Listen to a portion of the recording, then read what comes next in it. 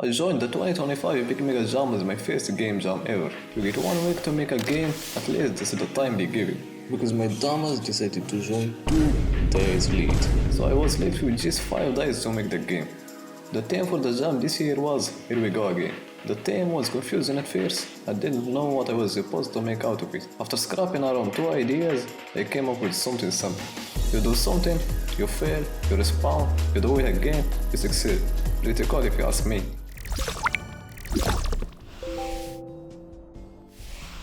Day 1. I started by building the base systems for the game. A hazard blueprint, a dialogue trigger, and some visual indicators to indicate that you already experienced this or that you could see through the future.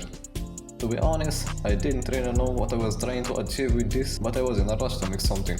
So after getting those systems working, I jumped into making the first level. Actually, quick side note, I want to thank everyone who subscribed to the channel, and thank you to everyone else watching this.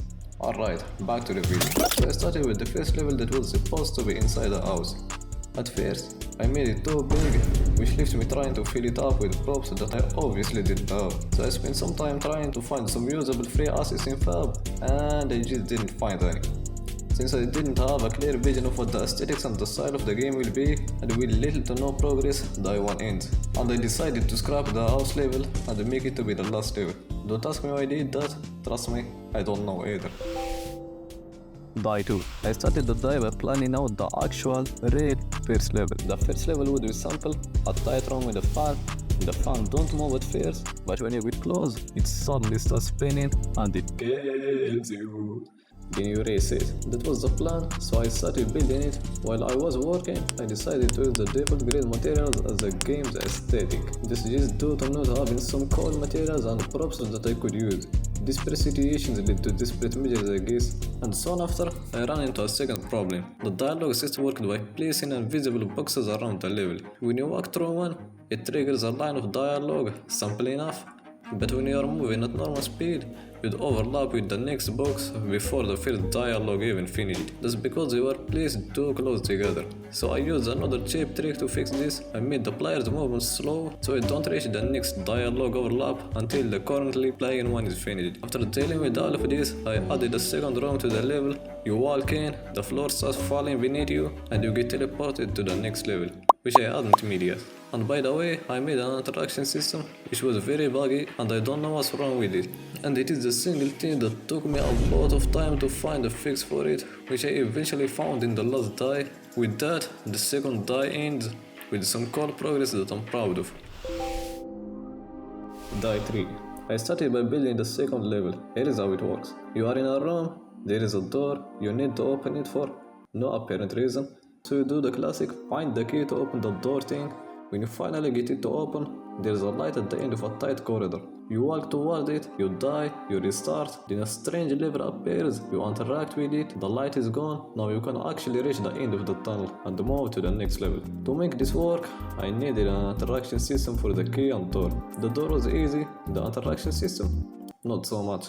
I already had one built, but it was buggy as I told you earlier. The problem was, it used a multi-sphere collision check, meaning you could interact with multiple items at once instead of just one. When there was only one nearby item, it worked fine, but with more than one, it completely broke. I tried to fix it, spent way too long on it. Eventually I decided to just move on and finish the level anyway.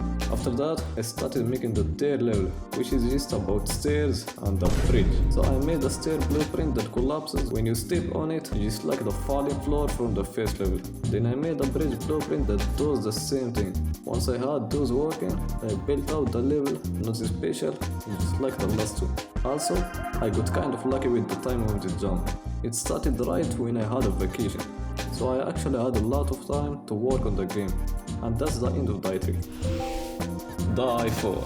By Day 4, I basically had everything done. I just needed to polish. First up, the strange levers, they just sound dumb. So I changed them with strange creatures, which also sounds dumb, but it's better than nothing.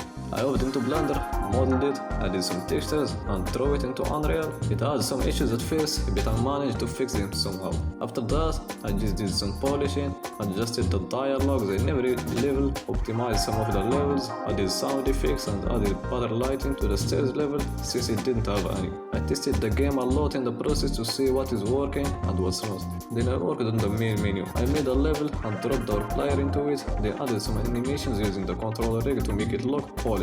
And I'm really happy with the main menu in general, it looks kinda good. Oh, and remember that house level from the very beginning? I brought it back. Once you finish all the 3 levels, you go back to the house, sleep in the bed, and when you wake up, you are at the start of level 1 again.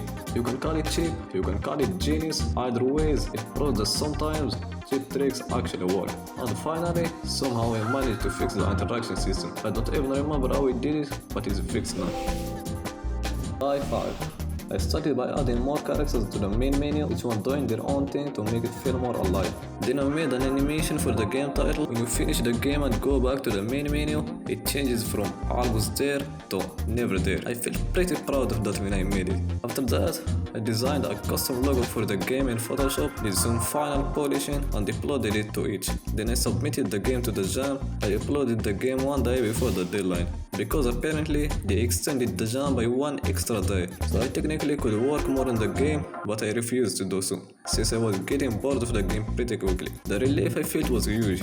I have just finished my first game jam ever, and I actually submitted a playable game. Now, I wouldn't call it a good game, but it is the first thing I made in such a short timeline, so I'm pretty proud of it, and it's definitely getting added to my achievements list. So, after 5 days of making this game and successfully submitting it to the jam, is it going to win? Nope.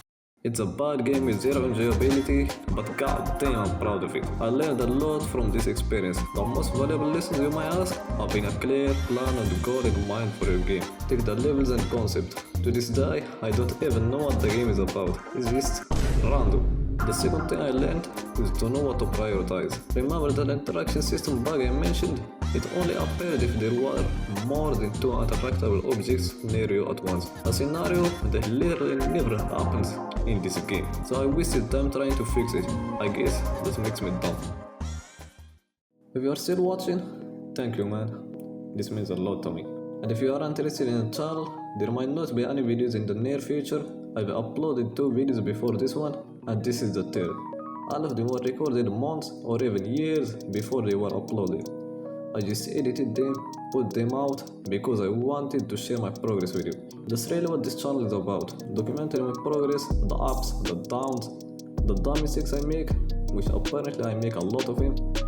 And that's it. See ya in the next one.